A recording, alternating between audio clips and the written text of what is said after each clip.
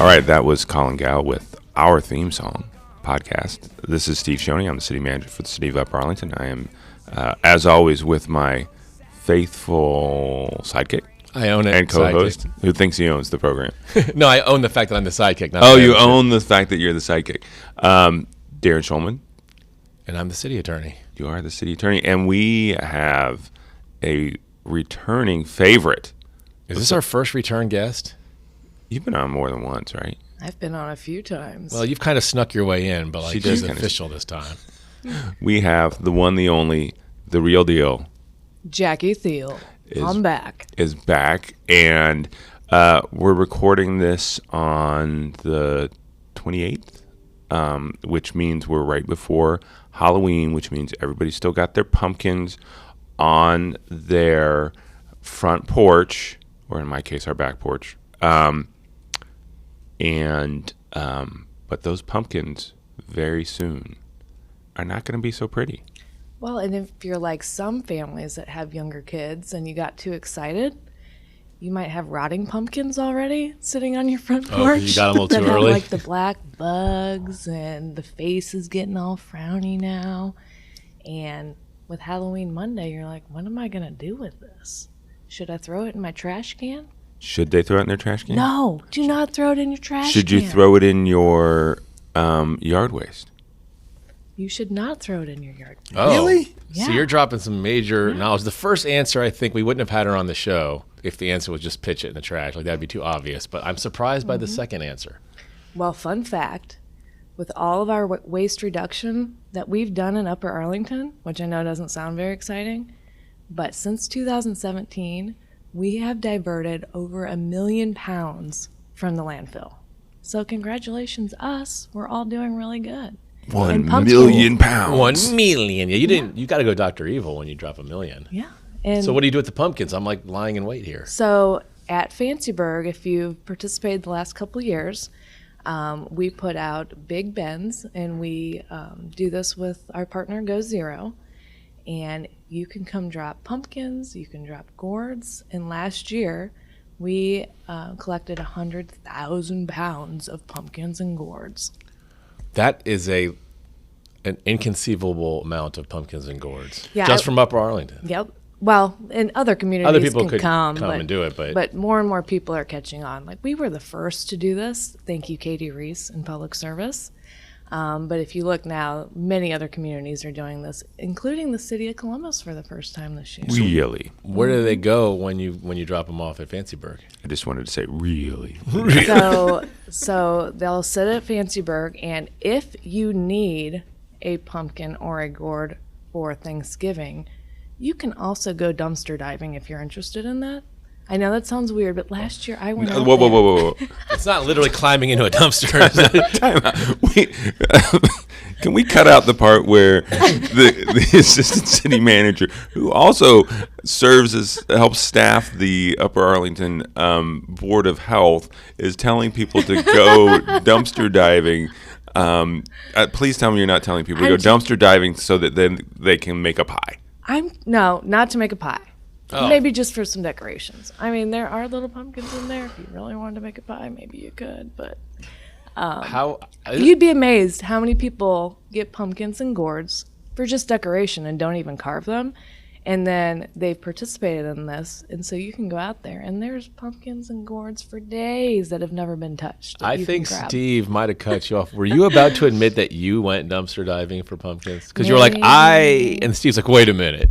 Maybe last year, I might have drove my car out there and just took a quick look and grabbed a few pumpkins.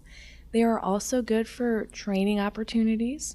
Like if you have a hunter in your family and you need to practice shooting, they are also good for that. Not in the city limits. Not in city limits. No, not in the city limits. But I'm just saying there's other uses for them. And then once you do that, you can then return them and still have Go Zero pick them up and turn them into compost. So they turn into compost eventually. Yes. And another fun fact, you can buy either pumpkin or our food waste program that we have.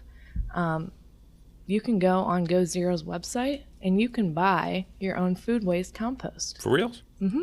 I did not know Like that. we can get Upper Arlington fresh compost. Yep. So they come in 5-pound bags, and you can get fine coarse or medium coarse, or you can even get a little dump truck of compost delivered to your house. So it's like the full cycle there. I mean, if people want straight all course, they can just come to my house and I'll give them all my garbage. If they want to skip the whole middleman on the composting part, Well, Go Zero will come to your house and take it for they'll you. take it for you, yeah. Yep. So this year we've been doing a pilot program that the city was successful in getting a grant for to explore curbside food waste pickup. So we have about 600 households participating in that this year, and we're going to use the information that we're gathering from that to explore if the city could introduce a curbside food waste program to the whole city. So exciting stuff. Can we go back to the 1 million pounds? That seems like a lot. Is that real? Yeah, that's a ton. I mean, well, it's more than a ton.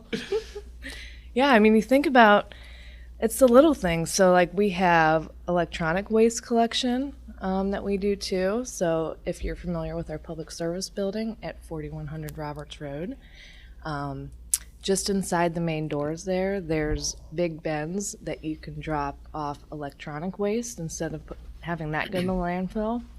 And something new that, again, Katie Reese from Public Service found is there's not many places to drop off single-use batteries. Yeah. And you're not supposed to put those in the trash, right? You're not? No. You're not supposed to. I was like, It oops. may May happen. occasionally. I'm not sure that when my kids take the batteries out of the controllers on the video game machine that they always go into that little box that we have. It's full of semi-corroded batteries that I'm always worried is going to. Yeah, they shouldn't Melt go in your the whole trash. house. Pretty It's much. bad. It's bad for the environment. So Bad, Darren, it's instead, bad. I haven't admitted that I do it. I'm just Bad. tiptoeing towards that admission, but I haven't quite admitted do it you yet. have like a drawer of used batteries in your house if you haven't thrown them in the trash? Pleading the fifth on that. So what do you have in store for someone who might not know that they're supposed to do that with the batteries? So we're working on a new single-use battery waste collection, and it should be rolled out in the next week or two. And that will be next to the electronic waste at the PSC. There'll be a bin set up there. So again, you just go in those front doors, and there'll be a box that you can put them in, and then the city will work with a partner to have them recycled properly. So I don't really feel like driving over there, Jackie, so I'm just going to come in with handfuls of batteries and just like put them in your pockets for when you go over there next. That's fine. I will take them over just there be for walking you. in with all these Darren batteries. So you can bring that drawer of used Yeah, the drawer batteries from your batteries house, that I certainly have. and I'll take them over there for you. I'm glad I've learned. This is really bad news, Steve. I've learned a lot today, most of it good, and Jackie already is at risk of taking one of our spots on this show, so I'm kind of nervous. We need to tank the rest of this interview so she's not invited back. You know, I don't know, Jackie Thiel. She's pretty good. She's pretty good as a guest host. Maybe I don't know. Maybe one day she'll rise to co-host. We'll see. Whoa, well that means I'm the one getting kicked You can out. still be a sidekick, though. I can co-host, and you can sidekick still, right? Brian's like, Darren, you can run the board. That's what he's. I'm getting. I don't want to say demotion, Brian, because you're actually the most important part of the show. But I see where this is going. So, okay. Couple other thoughts. Number one, you talked about the electronics waste. One of the things that I always worry about dropping off, like an old computer or something.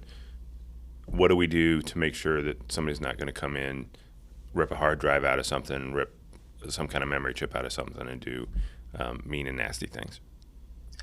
So the bin is set up at Public Service, and that building is staffed throughout the day.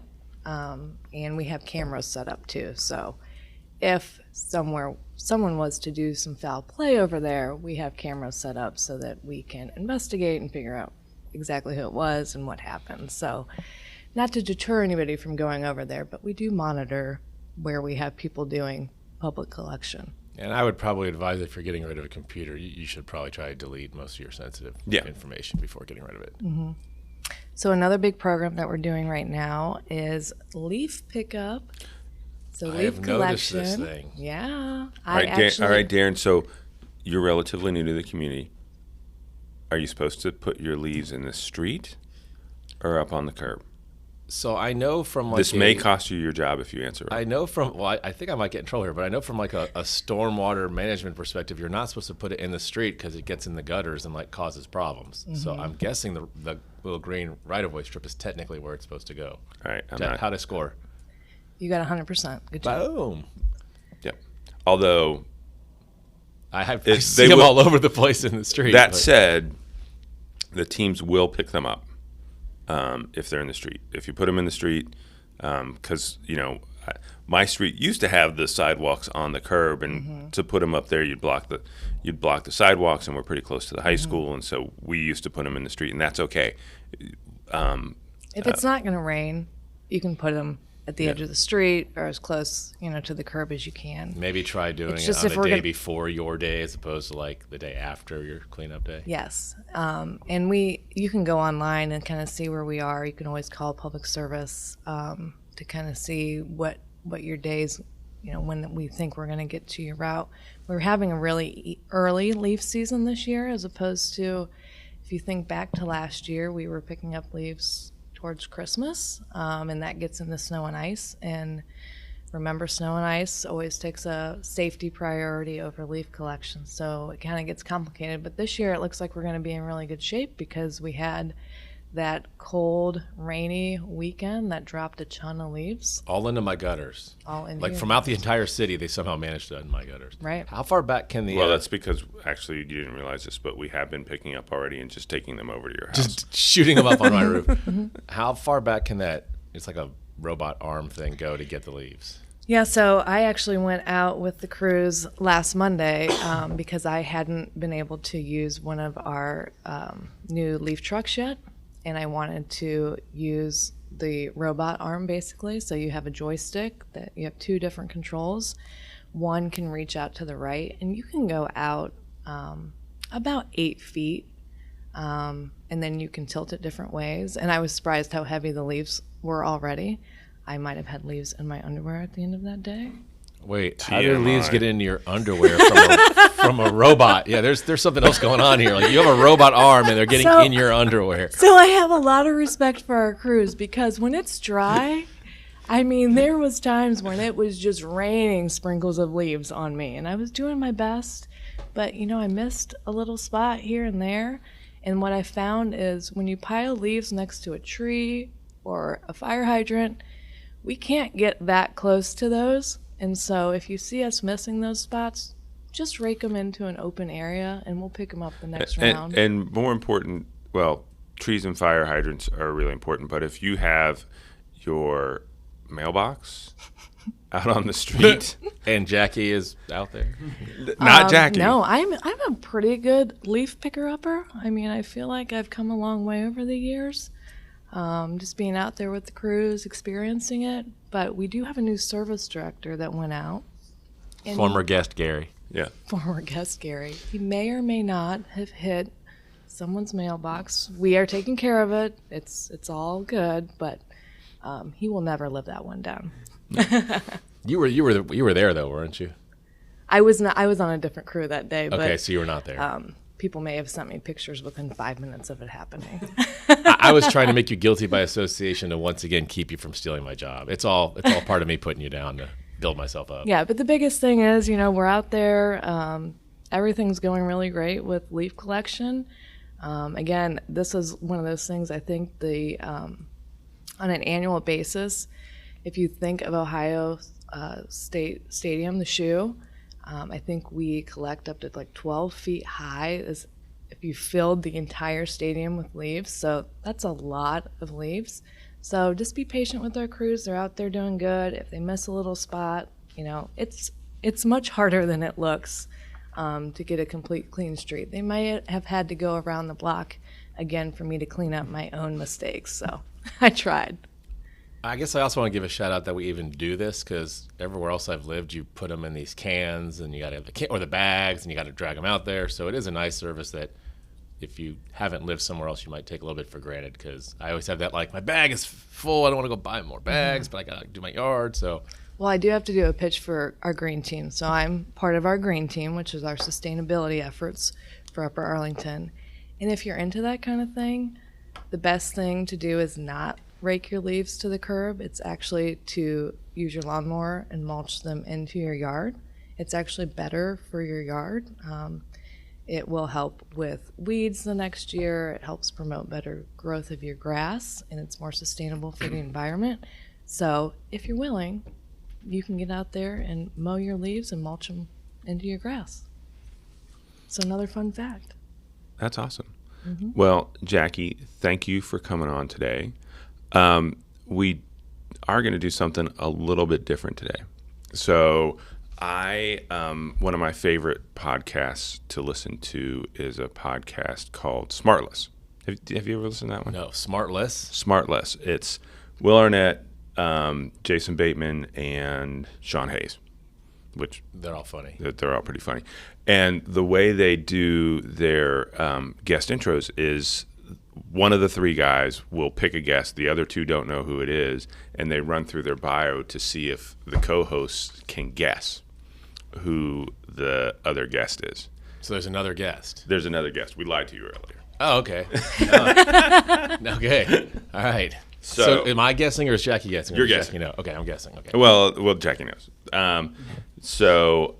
We always try to get a diverse set of people here. We've had too many Browns fans on the podcast recently, and so this person is a Cincinnati Bengals fan.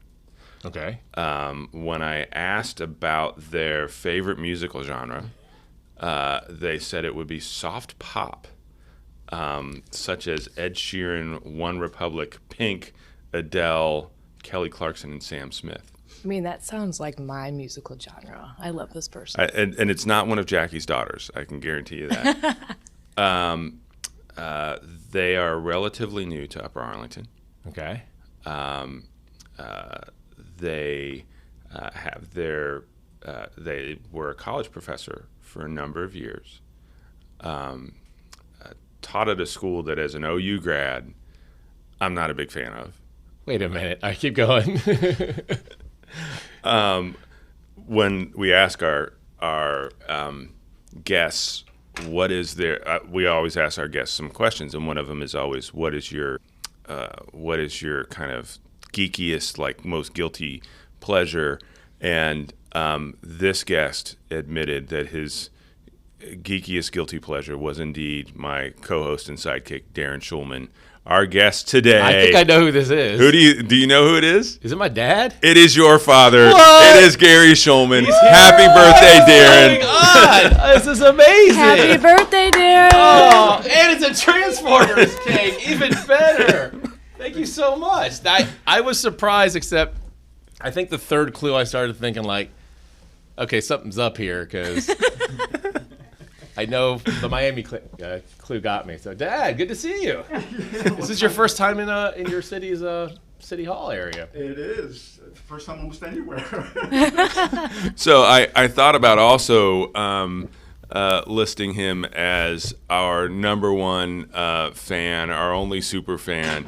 But I thought that might give it away a little bit too early. So He is the number one consumer of all Upper Arlington media.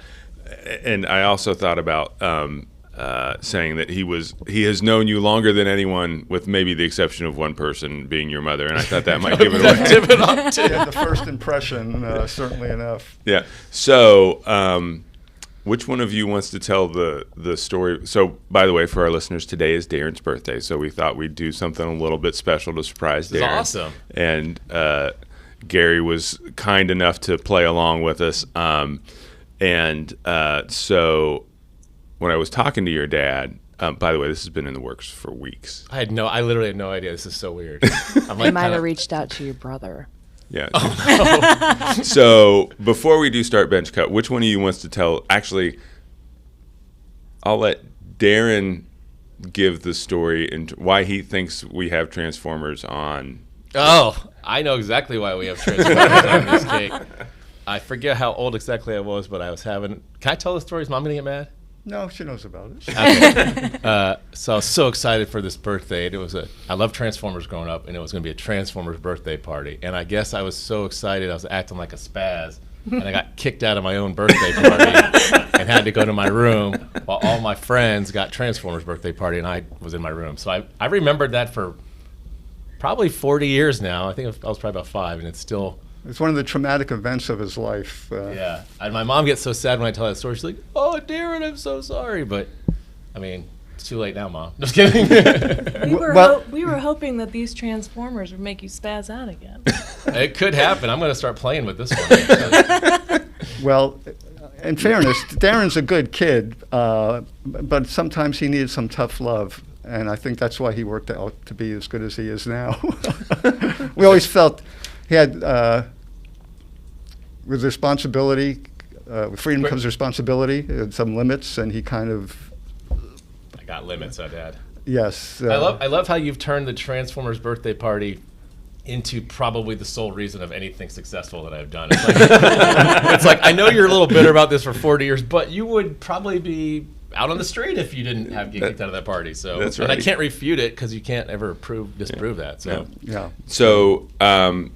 So your dad is our guest today, and every guest we run through our normal set of things. So here's your start bet cut.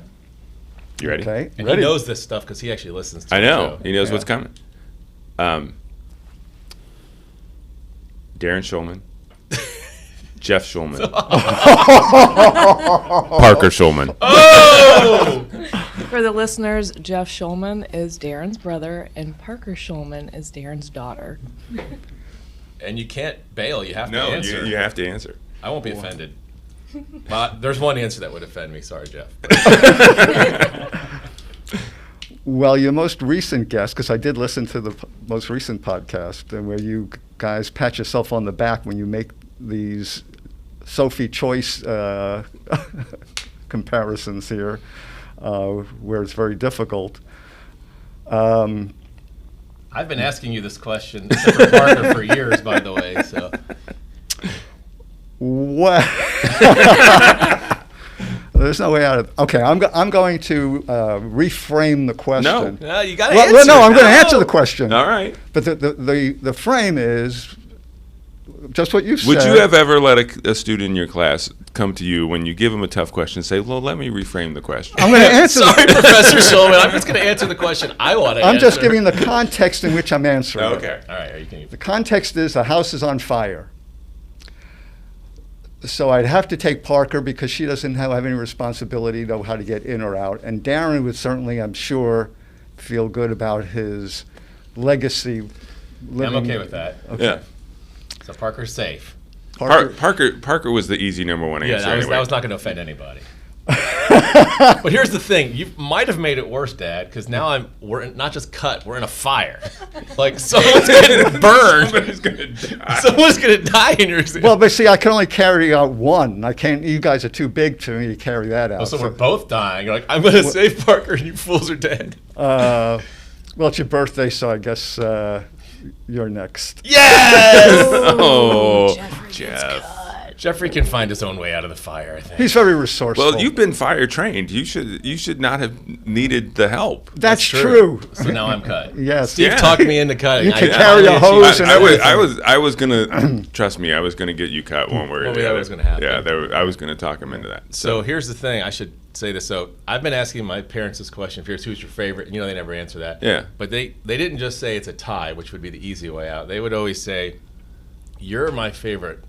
You're my favorite first son, and you're my favorite second son, or something. And I was like, it was such a cheap cop out, but it always got us off their back. So I thought you were gonna pull that one. No. Did I have it right? Is that what you used to say?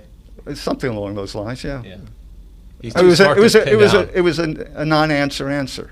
Yeah, he's too hard to pin. He's always been hard to pin down on the really tough questions, Steve. yeah, that one doesn't seem too. No, I'm kidding. That one doesn't seem too tough. Darren, you're in the fire. So, Gary, you moved here when Darren moved here. You guys have a what they used to call a mother-in-law suite, kind of accessory dwelling unit in the. I like how you went all zoning on that. I know Yes. in the technical terms. but you, prior to being simply known around here as Darren's dad, as I said in the bio, I'm sorry, I'm distracted. Darren is licking Well, there's frosting on the it. frosting of a transformer. We may put you in timeout I'm going to get kicked out of my own podcast. for licking the frosting off of a transformer at 9:15 in the morning. So, It's interfering with You this can see how he can transformation. get excited on a day like this. it I would is. expect nothing less. Yes, and by the way, he's got 2 of them transformed into cars already. It's This is like making up for 40 years ago. This is great. Except that Steve kicks me out. so you were a professor of communications, and actually, I think it's at the dean. No, it's a department chair. Department chair. How are we doing this podcast? Give us your critique as a communications professor on the podcast. Well, again, I'll reframe it to some extent. Oh, wow. You didn't have to do that. You could have just said we're doing great. No. In terms of the larger communication effort of the city, this is one part, and I think it's a very comprehensive one. You had your communications director on talk about all the different things you do. Yeah. You have print, online, and so forth. And so I think this is a kind of another support. So it doesn't have to be everything to everybody because you have a very comprehensive communication program. And so for those who prefer audio rather than reading or going online, and it mixes, I think, some personalities. And I think what makes it unique is the format was having citizens as well as city workers. So people got to know a little bit more about that there are really people that provide them the services, and they're nice people. And they also find out about their neighbors, which is the title of your program. Now, you're the neighbor right now, by the way. I'm the neighbor, and so people getting insight, because everybody's kind of in their own little cocoon, and they're really routines. You see the same people pretty much all the time, and you go to the same places to realize there are other people and other places that could be interesting. And so I think it's filling a niche that was previously unfilled, and so it's great. I enjoy it. So you're good at reframing, but I'm going to focus back on the real question here. So as a podcast that does communication, Yes. how does Steve and I do? Well, some of your quirkiness, I suppose, is genetic. I mean, you can rip on Steve if you want. I mean, he's here Yeah, too. and I was going to say, my parents can be a little quirky. Yeah, you're right. and so I think very popular TV shows would be like Regis and Kathy Lee, and then Man, I don't even want to know who reads it. No. where the banter between you two is almost sometimes like Friends. It's a story about nothing, but it's very entertaining sometimes. And Story about nothing. It's the first time we've ever been compared to Seinfeld, but okay, I'll take it's that. fair, I'll take yeah, it. I'll take it. yeah, so I think the chemistry between you two characters are pretty cool. So which one of us is Kathy Lee, and which one of Yeah, us I is mean, that's the- and which one of us is Kramer? Well, does that make you Jerry? Or You don't want to like be George? Newman. No, you don't want to be Newman. But yeah, if I was to guess which one of us was going to slide into a room and say something completely outrageous, I'd bet on Darren. Yeah, I guess that makes Jackie Elaine. I mean, do you feel like they I'm should trying to think have if I've ever my seen- presence on the podcast more? I don't know if 'Cause I- that's where I'm trying to think going. Well, about don't you whether I've own the seen her- podcast? She owns my podcast. And now that we're talking about that, your sons have an odd number of podcasts. Like, I've never known anybody This seems to like have they're so trying many to. podcasts. This seems like they're trying to somehow satisfy something from their childhood, where they're trying to satisfy their communications professor father by having all these podcasts. It seems something deep seated now that I'm sitting here thinking about it. I don't know, because I think we know that whatever performance we're putting onto the podcast probably meets none of the communication features. Or maybe it's your rebellion. Yeah, exactly.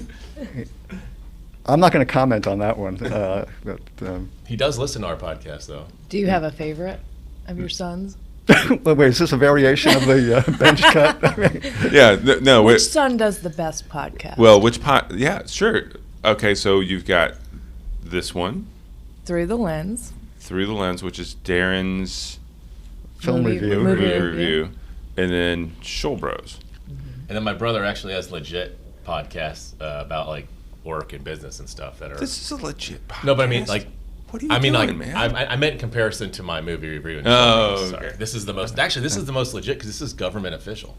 Yeah. We are very official on this podcast. Yeah, well, he has two other podcasts. One where he did the Seattle Growth podcast, where Seattle was undergoing a lot of change due to infusion of tech people, and people came in from California with lots of money, and so everything was cheap in real estate, and then that pushed people out of neighborhoods who were born and raised. What's his couldn't other live one? The other one he has is as a product managers. Oh yeah, it's a different one. That's right. So which one is your favorite of all 17 of those podcasts you just listed? Well, again, they're different. I mean, as I was saying, which communication So how much element- longer do you want to be on this one? Is the Stop asking me these tough questions. Yeah, because each one fills a different need. So it's like This is no pressure. Like I know which podcasts are technically superior. well, this one does Yeah, what it maybe. does, and what he does. Shul Bros, I got to say, I don't know what that does.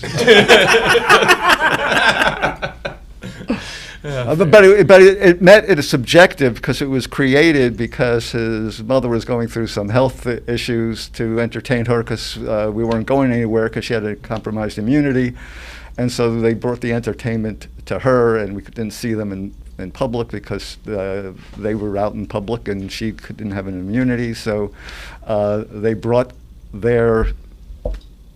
themselves to her through media. So that fit that purpose, and it fit it very well. It kind of started with that purpose, then it kind of went off the rails. To be honest, I mean, it's kind of swerved into a vanity project. well? So, Dad, you haven't gotten around very much, but you consume all Upper Arlington media. What do you think of Upper Arlington so far? I'm going to get to the direct answer, but you can see I kind of go around with. I'm going to. This So, reminds me- so next time Darren, next time you don't directly answer a question, I'm just gonna be like, it's my dad. Well, he's always did that. Because you haven't answered a direct question yet. But I I'm give going you- to reframe this one. I'm going to reframe But I that give one. an answer. I just give you the context for it. All right. This is Goldilocks and the Three Bears to me. I was born and raised in New York City, big bustling town. And everything you wanted was there, but you often had to go through a hassle. You got there and you couldn't park, or you had to go on a train and it took an hour to get there. But it was there, and that was big, and that's all I knew. And because all I knew, I liked it. I went to graduate school at Purdue, and that was a small college town. I said, "Wow, this is very different. Everything is close. You could walk to everything pretty much." But you were far away from any of the big city amenities. Yeah, it's in the middle of nowhere, isn't it? Yeah, it's an hour, over an hour from Indianapolis, and then where are you? Wow, nice diss on Indianapolis. I love it. And you're still 2 hours from Chicago. Yeah, pretty much. Right, exactly. So one was great because it had all the amenities, and one was small and bite-sized. You didn't have a big commute. You didn't waste 2 hours a day on traveling, and it was nice and it was very personal. And so I actually preferred the small town to the big town, but it wasn't perfect. And so I went to Miami after graduate school. Eventually wound up there in Oxford, which is a small college town. And it was great to raise a family. Like for Halloween this time of year, they would have a parade where the kids all march down the High Street, which is the main street, and they get on a stage and they get in the school newspaper, the town newspaper. Yeah, my wife grew up in Athens. They have a thing on High Street or on Court Street in Athens, but they don't march little kids down the street. Their Halloween celebration. Yeah. And so it's the only thing. I think there were more people in the parade than watching the parade because parents are holding their kids, and then otherwise you don't do it. So it was a nice place to grow up. It was like growing up like in the 1950s, Leave It to Beaver existence. So that was nice. So now so one was too big, one was too small. And so the direct answer to your question, what do I think of Upper Arlington? It's just right. It's got the small town atmosphere of the college towns that I've been in. There's a strong community identity, and you don't feel overwhelmed. Plus, it has a lot of amenities within it, and it's really close to amenities that are just across the border, really, so it's not that really far. So what do I think of Upper Arlington? Channeling Goldilocks. It's not too big, it's not too small, it's just right. And everything just came full circle for me because Steve uses that analogy all the time when he's talking about projects, like how to get it just right. He talks about the porridge, so it must become because Upper Arlington is just right. I took away from that Upper Arlington better than Indianapolis. Like, we're going to start our own rivalry with Indianapolis now. I don't know if they have a podcast, but I'm sure Carmel has a podcast. They've got to have like the whole studio and stuff. Yeah. So, how long were you a professor at Miami? 38 years. So, as a communications professor at Miami, who was your most famous student? Who were some of your most famous students? Well, that's a good question, actually.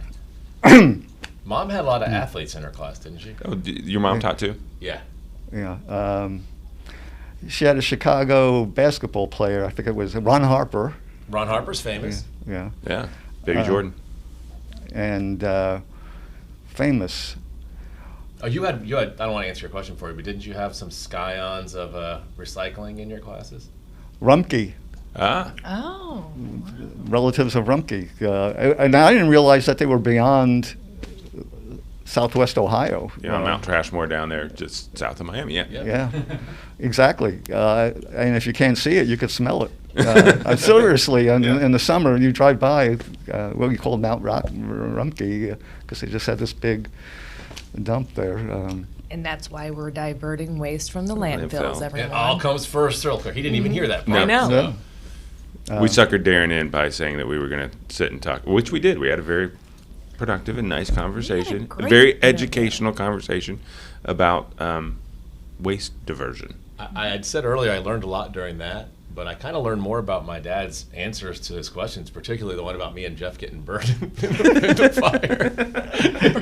Well, I'm kidding, Dad. Yeah, that was hot stuff, right? Oh! It wouldn't be a dad show without dad puns. Yeah, exactly. So you told me the story, and we played through the story about the Transformers. Is there anything else from Darren's childhood that we can use against him on a semi-regular basis in the office? That's a tough question. Of course the answer is no, right, Dad? I'm going to plead the fifth on that one. Okay. Actually, I was pretty well behaved. He was. No, he was a really really good kid. The birthday Transformers thing was more of an aberration, and that's why it sticks out so much, and why he still remembers it too, because that wasn't typically what would happen. You did keep me from getting suspended once. When you went into a picture? Yes. What did you do? There was I don't know why I'm telling this. Dan Hubbard, sorry. I was in there was a homecoming court that they vote on, and I wasn't on homecoming court. This guy named Dan Hubbard was, but he was absent that day, and I was walking back from class, and they were taking the picture. And I was like, hey, what are you guys doing? And like, oh, we're taking the homecoming picture, but Dan's not here. I was like, can I get in? Like, sure. So I jumped in the picture, and in the paper, the Oxford Press, this is big news. It said Dan Hubbard, but it was my face. And my geometry teacher, who was the head of it, comes up to me and says, I need to talk to you. And I said, okay, what about? He's like, this. And I was like, that's pretty funny. He's like, no, I need you to pick your punishment. I said, you need me to pick my punishment? He said, yes. I said, okay, I picked nothing. That didn't work. And I got suspended. So my dad came in and said, you can't suspend this dude. Well, you can tell your part of it, but I was probably shouldn't have done that. It was a stupid prank, for sure, and there should be a consequence. But that seemed to be suspension for an approved photobomb. He was ahead of his time. I don't think we even had that term. That's right. Yeah, so he saved me from that fate. I did have a month of detention, but that's different. So thanks, Dad. Yeah. Oh, so in addition to my birthday party, Transformers, you getting me out of getting suspended made me the man I am today. Okay, I'll take that. It showed you that arguing your case effectively can pay off, and that's the that's the thing. Well, growing up it reminds me that whenever there were situations like this, when his teacher asked him, so what would you want as your punishment, Darren would always find a loophole. And so we called him, stop loopholing, where you find ways around. And so I think that was pretty much set him on the path to go into law. One man's loophole is another man's safety valve. Yes, I like it. It's just all about Sure. perspective. You see, you just put the context to it. Yeah. That's exactly right. So one other serious question, and then we'll work on wrapping this up. So you spent your entire career studying how people communicate, and there's been this massive shift in the last 10 years, 15 years. It's been evolving. What do you think that people need to be doing, and specifically we need to be doing as a government to adjust how we communicate with our residents, and frankly even just internally and with each other, now that people are so used to consuming in bite sizes, and if it doesn't immediately conform to what their expectation is, they miss it. Well, I think in general you're aware of that you have multiple ways of reaching people, and part of it, the challenge, is generational as well, because different generations created different communication habits. I mean, older people used to newspapers, and they want to touch what they're looking at, and obviously the newer trend is screen time, and in your Facebook, and a lot of it is paradoxical, because you look at Facebook, which was originally designed to put people in touch with each other, to create relationships, but it actually now has the negative effect, because we don't know how to deal with each other anymore, because we don't deal face to face. You don't have nonverbal cues. So with Twitter, you write something, and how you say it and the facial expression that goes with it is missing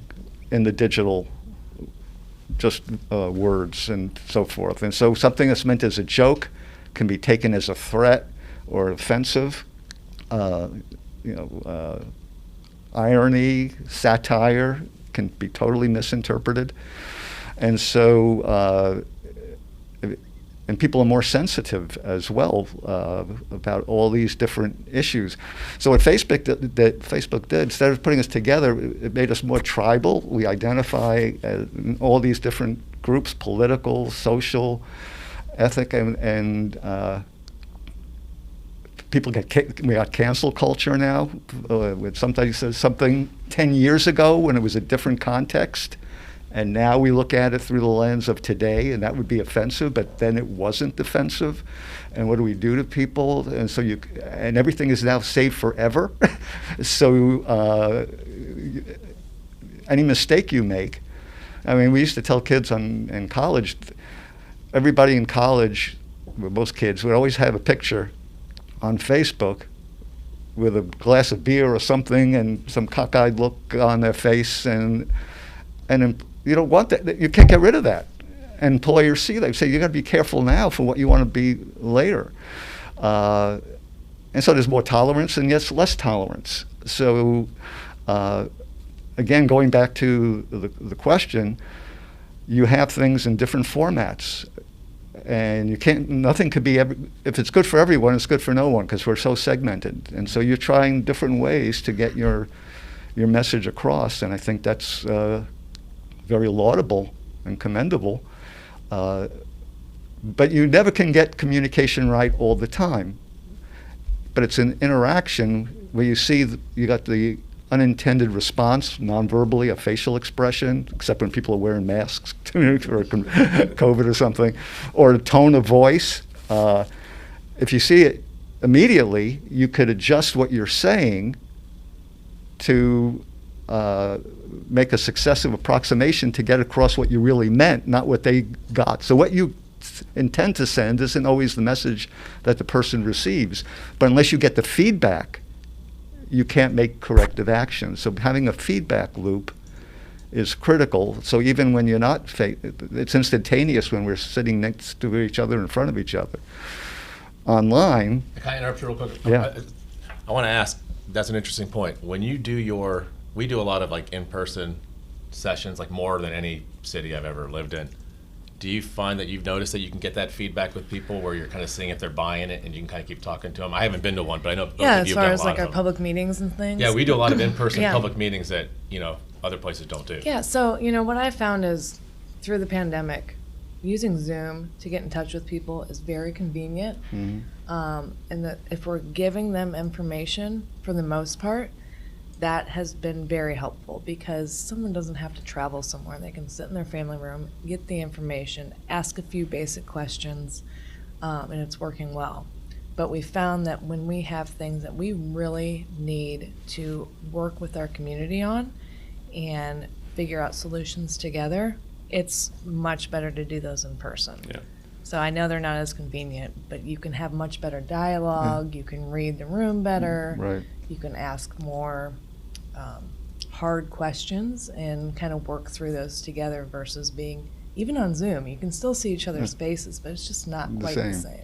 And I've been impressed because, like the community center, there was a lot of Zoom meetings and face-to-face meetings for those people who need that kind of high touch as opposed to the technology. And even with the new school board, school superintendent, they've had face-to-face. So people who are really invested in that can feel they had a voice. Yep. And get that immediate feedback. And then also visual things, you have questions, you always say you could send them in. I don't know how many you get, but it's an acknowledgement of an opportunity that it's not just we're sending things out, that we're interested in getting the voice back. And that's what I found particularly impressive about Upper Arlington, that is not certainly universal in many of the places I've been. So I'm glad you put kind of a communication theory perspective in like why those in-person public meetings work, because I knew we did them, but I guess that feedback loop is actually probably very valuable. You can see how the room is going, and if they're getting really mad, you can probably try to really figure out why before they just turn off or whatever. So So we just did our community survey. We do it every 3 to 5 years, and do you need to go do your thing? I'm good. Okay. I'll text them. We do it every 3 to 5 years, and one of the things we ask is, two of the things we ask are, do you feel like the city's listening? And that's something to the effect of, do you trust that the city's trying to do the right thing? And the percentage of people who said they don't trust us at all, or they don't think that we're listening at all, went down by more than half in the last 5 years. And that's something that it's great that people trust us, and they trust us a lot. That's fantastic. But in some ways in our business, I think eliminating that complete and absolute cynicism about what we have to say, I think, is one of the more important things. And we spend a lot of time on it. So I'm glad that it comes across well to you. The other thing I was going to say is a couple weeks ago, when we were selling our bonds to fund building roads and all that sort of stuff, we actually had an old-fashioned, our financial advisors set up an old-fashioned conference call. Like you dialed in, entered the passcode, and it beeped every time somebody came on the line. And had their name, like say your name, and it's Darren. And I was like, oh my God. A, I forgot that these things existed, and B, everybody sometimes we complain about Zoom, but when you go back and you do one of those, and to your point about facial expressions and being able to read things, it is one of the innovations that I think has been a real positive of coming out of COVID, which is the ability to be remote but still capture something other than voice inflection, or capture something on text, something in a textual form. I think it's been really good because all you got to do is go back and do an old-fashioned conference call, and you're like, oh, this is really bad. Well, I think the other benefit to the Zoom is that you really appreciate when you can meet someone in person more. Like, I talk to you every day, Dad, but it's nice having you sitting right here, man. even if Jeff and I are maybe gonna bite it in the imaginary fire. So we'll start wrapping up here, and as you know, as our as one of our super fans, you and my wife, we finished with 2 questions, and you kind of answered the first question earlier. So Yeah. I'll let you expand on it if you want to, but I'm not going to make you kind of go into it. You'll reframe it in some fashion, I'm sure. What do you love about UA, and what would you change? Okay, what I love about UA is, as you already surmised, it's kind of the just right. You have the small town atmosphere in terms of a community identity, and you have the big city access to amenities. Could use its own football team, I suppose, though, but that's not UA. Yeah. But What do you mean we have the Buckeyes? What else is there? What we need is a pro basketball team. I would take a pro basketball team, or we could have another pro football team that would just take all the attention away from the Buckeyes. Yeah. Anyway, I interrupted. Sorry. I interrupted. Yeah. Now I'm Rather excited than about you the pro interrupted football me team. and- Yeah, the Yeah. Buckeyes are pretty much almost pro. It's how many Yeah. of them go into the NFL? It's a bunch of ringers. And really, given my limited time in Upper Arlington, I don't really have anything to change because the whole process of communication. I think what you nailed is, maybe if I had more experience, I could point out this little nitpicking thing is wrong, or this could be better. But what mitigates that is that you have a process in place to identify problems, because you're listening, people have a voice, and they don't feel totally disconnected. If they really, something really is of an issue for them, through one medium or another, they have a way of expressing that. And to people who seem to respond, that they get acknowledged, so they don't feel totally powerless. But we're in a democracy, so majority rules. But if you had your chance to influence the process, like this for the school superintendent or for the community center, if you had a different point of view or a certain point of view, you could express it, and you had an opportunity to try to persuade people. And then if you didn't get your way, well, you had an opportunity to it. So, that's the way things go. So anything like that, some people are interested in. I think the most recent guest that I heard on the podcast, Kulowitz, yeah. or Pulowitz. Now it's a thing. It's spreading like wildfire. Yeah. Future guests are now calling. I did admit that to him on the podcast.